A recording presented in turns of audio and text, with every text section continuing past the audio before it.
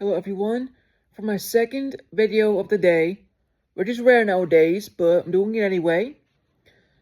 I will be reviewing a series called Star Wars: The Bad Batch, seasons 1 through 3.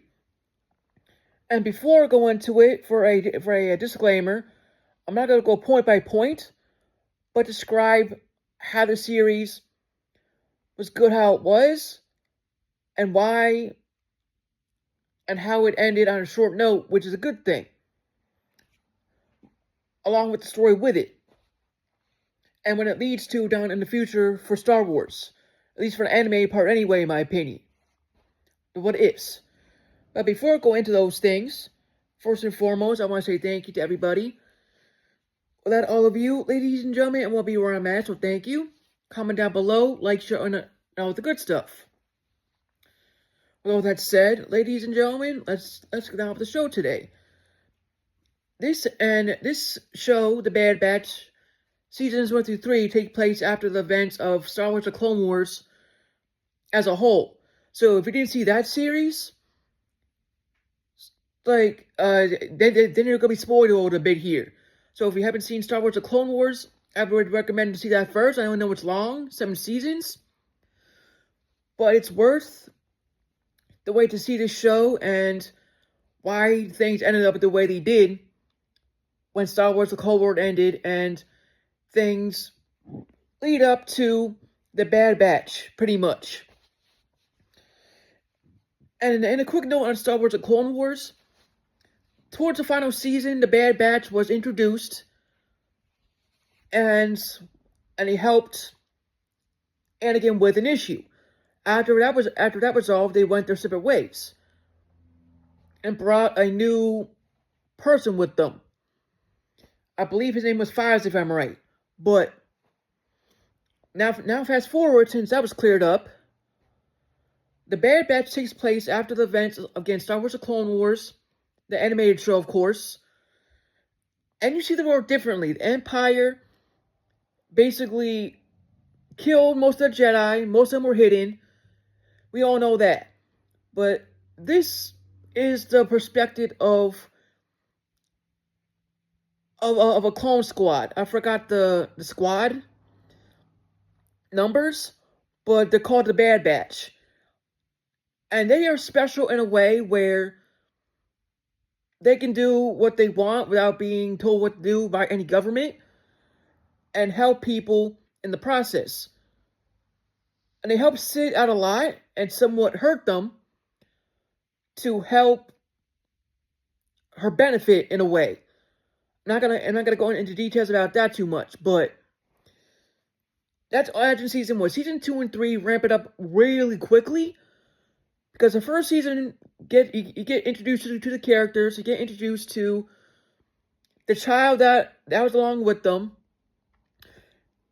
and she is special because she is a relative to one of the clones. I believe Boba Fett, or one of them, I forgot, I haven't seen in a while. And she is a relative to one of them. And she holds a special DNA for cloning. And once the Bad Batch refuses to hand her over,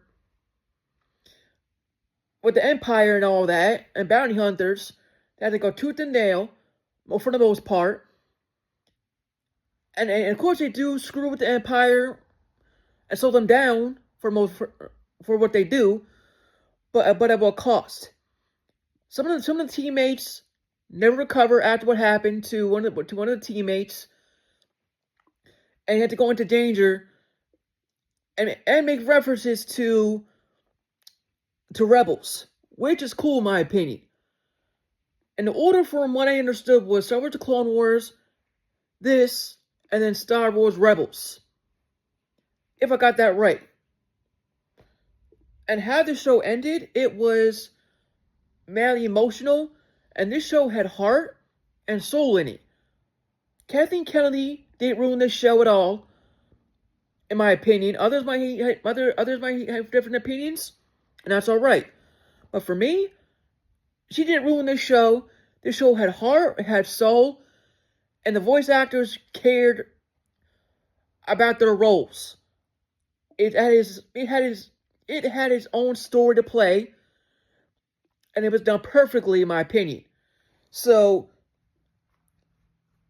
if you've already seen the show, they already know where I'm going with this, without going into too much details.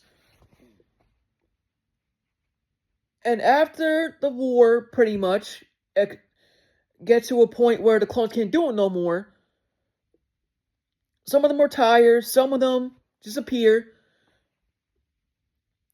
or one died way before, which I'm not going to go into in detail, to save the lives of his brothers and use a certain code. I forgot the code. I think it's code 99, if I'm right. And that code was to basically let his brothers go and fight the battle another day, while him making the ultimate sacrifice. And frankly, I'm not going to go into details who that was. If you've seen the show, then you know who he is. And when you see season 3, all of them, after all of their differences, all their battles, all their conflicts, they come together for one final time to deal with the Empire as a group before they retire, hide away, until that kid grows up from that group and takes the fight on from then on, pretty much. And this character grew and joined the Rebel Alliance and made a big difference. She learned all of that because of the Bad Batch. The Bad Batch was her family during that time, and still is when she's a full-on adult. And without them, she wanted to survive and learn those skills. As each generation of this show taught her that, she became something unique and beneficial to the rebellion. Of course, leading up to the movies, but we don't see her.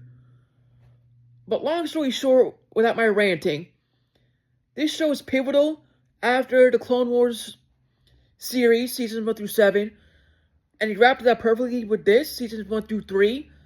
Of course, it wasn't cheap to make, but the story was short and simple, and the story was told. And it went to the background of Clone Wars, how the clones were treated, stuff like that.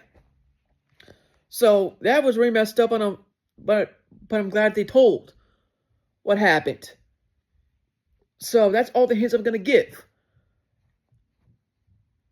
And the government in this storyline is the Empire.